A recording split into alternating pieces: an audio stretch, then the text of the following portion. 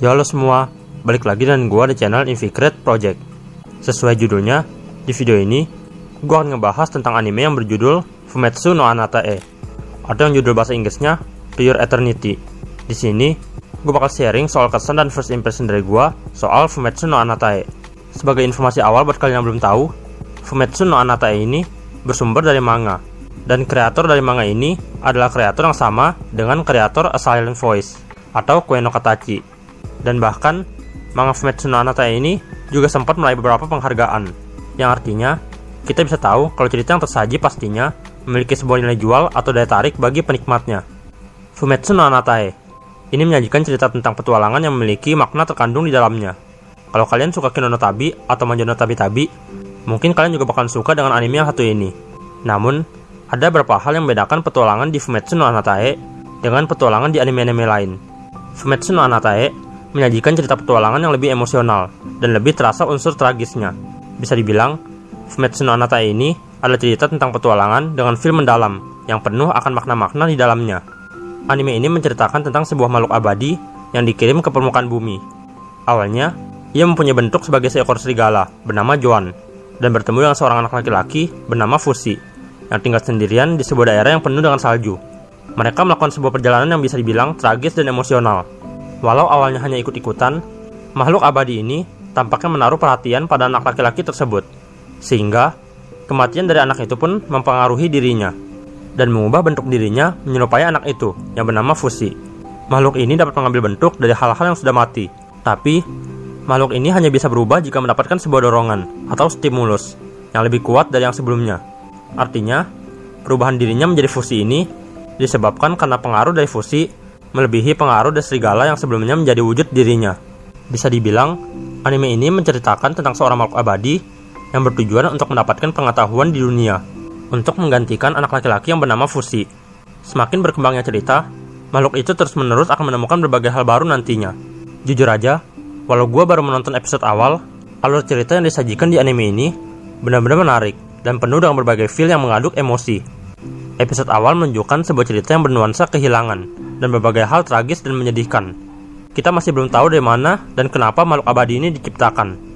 Namun yang pasti, bisa kita katakan kalau Fushi ini adalah makhluk abadi yang menyerupai berbagai benda atau makhluk yang memiliki dampak besar baginya. Misalnya, dia yang bertemu dengan anak laki-laki bernama Fushi yang saat ini ia tiru. Hal yang menjadi poin menarik dari anime ini adalah kisah cerita yang menggambarkan emosi yang mendalam, di mana kita nantinya akan diperlihatkan satu demi satu pertemuan yang emosional dan penuh dengan makna yang akan ditempuh oleh Fushi. Fushi akan berpetualang menggantikan anak laki-laki pertama yang ia jumpai untuk menemukan berbagai hal baru di dunia itu, dan ia akan mulai mempelajari berbagai hal yang ia dapatkan dari pertemuan-pertemuan dan perjalanan yang ia lalui. Cerita yang disajikan nantinya akan penuh dengan kesedihan dan ketragisan yang emosional, seperti yang kita jumpai di episode awal.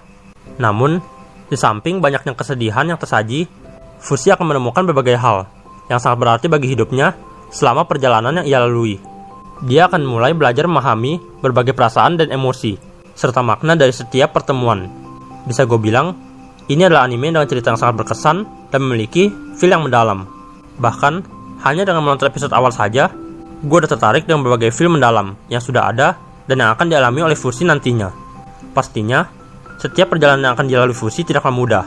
Namun, itu akan menjadi perjalanan yang memukau dan penuh dengan makna. Itu akan menjadikan sebuah pengalaman baru dan berharga baginya. Gue pribadi suka banget dan tertarik dengan anime ini. Walaupun awalnya gue tertarik karena pembuatnya adalah pembuat yang sama dengan Koe no Katachi.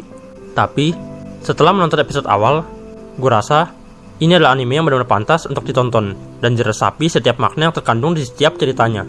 Untuk rating awal dari gue di first impression ini yaitu 8,5 dari 10.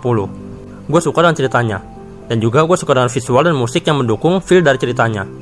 Bisa dibilang, ini adalah awalan yang sangat bagus untuk mempotensikan anime ini sebagai best anime di musim ini. Bahkan di My Anime List saja, rating awal dari penonton penuh akan keantusiasan. Kalau menurut kalian gimana? Yuk coba sharing pendapat kalian mengenai anime ini di kolom komentar. Dan ya, gue rasa sih itu aja yang bisa gue bahas di video kali ini. Tentunya, gue akan ngebahas lagi anime-anime lain yang menarik. Misalnya kalian punya saran anime yang menarik buat dibahas, jangan ragu untuk ngasih saran lewat kolom komentar. Siapa tahu gue juga tertarik buat ngebahas berdasarkan saran kalian. Lalu, jangan lupa buat like, komen, dan share video ini ke teman-teman kalian.